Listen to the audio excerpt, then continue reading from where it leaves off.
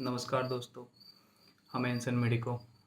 अभी जो current situation pandemic जो चल रहा है कोरोना का, अभी कोई सबसे ज़्यादा अगर एक्टिव काम कर रहा है लगातार बिना रुके हुए, तो वो हमारे हैं front line workers, doctor, police, nurse, pharmacist, sanitization वाले जो मतलब साफ़ सफाई का काम करते हैं। तो अभी बहुत जगह ये देखने के लिए मिल रहा है कि कोई डॉक्टर अगर कोई हॉस्पिटल से काम करके आ रहा है, तो लोग सब उसके घर के बाहर मतलब जमा हो जा रहे हैं कि नहीं, इनको हम समाज में रहने नहीं देंगे, ये लोग कोरोना फैला रहे हैं, इनके कारण समाज में कोरोना फैल रहा है।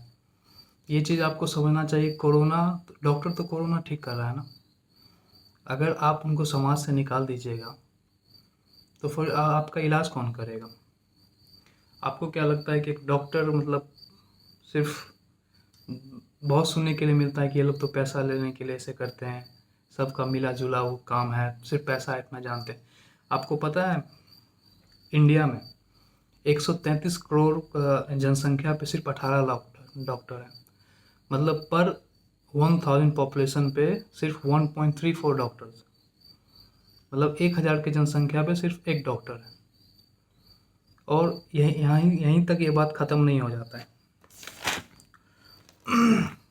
एक डॉक्टर बनने के लिए 12th के बाद मिनिमम, एक अच्छा डॉक्टर बनने के लिए 12th के बाद मिनिमम 10 साल का टाइम लगता है। 5.5 साल का आपका MBBS कोर्स, 1 साल प्रिपरेशन, फिर आपका 3 साल का पोस्ट ग्रेजुएट 3 साल उसमें लग जाता है। तो टोटल मिला के आप देखेंगे तो एक डॉक्टर बनने में मिनिमम 10 साल का टाइम लगता है। और ऑन एन एवरेज पूरा इंडिया में 76,000 सीट है, जबकि नीट में 16 लाख स्टूडेंट अपियर होता है। मतलब कि आप सिलेक्शन रेट देख रहे हैं 0.475, मतलब कि एवरेज राउंड फिगर मिले तो आधा % बच्चा का सिर्फ सिलेक्शन होता है मेडिकल कॉलेज में, 99.5% का रिजेक्शन होता है। ऑन एन एवरेज कॉस्ट एक डॉक्टर बनने में मिनिमम 1.5 करोड़ का आता है। अगर आप गवर्नमेंट सीट को हटा दें, जो कि आपको भी पता है कितना % गवर्नमेंट सीट है, उसको हटा दें तो ऑन एन एवरेज एक डॉक्टर बनने में 1.5 करोड़ का खर्च आता है। यहीं पे ये चीज़ ख़त्म नहीं हो जाता है। जब आप जैसे तैसे करके मेडिकल कॉलेज में पहुंचते हैं ना, तो आपके पूरे साढ़े 5 साल के ड्यूरेशन में, 4.5 साल के कोर्स में 20 सब्जेक्ट, 22 प्रैक्टिकल और ब्लॉक एंडिंग सेमेस्टर, ये सब आप हटा ही दीजिए कितना एग्जामिनेशन होता है, जिसमें हम लोग इसमें टोटल 9 सेमेस्टर देते हैं, 4 यूनिवर्सिटी एग्जामिनेशन देते हैं, 20 सब्जेक्ट होता है, 22 प्रैक्टिकल होता है। 4.5 साल के कोर्स में 20 सब्जेक्ट मतलब 20 बुक ऑन एन, एक बुक मिनिमम 1100 से 1200 पेज का होता है। इतना ड्यूरेशन में 4.5 साल के कोर्स में इतना आदमी को मतलब निचोड़ दिया जाता है कि आदमी, जब आप चैन से मतलब दिन भर आराम से 22-23 साल की उम्र में आप ग्रेजुएशन करके सो रहे होते हैं ना, तो हम लोग ना मतलब रूम में बैठ के एकदम हिम्मत हार जाते हैं कि यार अब नहीं होगा, अब छोड़ देते हैं, कहाँ फंस गए हैं। बहुत तरह का थिंकिंग आता है, ठीक है। 4.5 साल के कोर्स के बाद डॉक्टर बनते बनते ना दिमाग में कभी भी ये नहीं रहता है कि पैसा के लिए करना। आदमी मेडिकल फील्ड में घुसता जरूर है पैसा कमाने के लिए, लेकिन 4.5 साल के ड्यूरेशन में इतना उसको निचोड़ दिया जाता है, मतलब फिजिकली, मेंटली, इकोनॉमिकली, सब तरीके से, कि उसका ना पैसा पे से दिमाग हट के इस पे काम आ जाता है कि यार हम इतने मेहनत करके डॉक्टर बन रहे हैं ना, तो कुछ हम सोशल वर्क में करेंगे। ठीक है, अगर कोई इतना कर रहा है तो ऑब्वियस है कि पैसा तो कमाएगा ही, लेकिन जो सिर्फ मेन मुद्दा पैसा से हटके ना पेशेंट देखने का हो जाता है।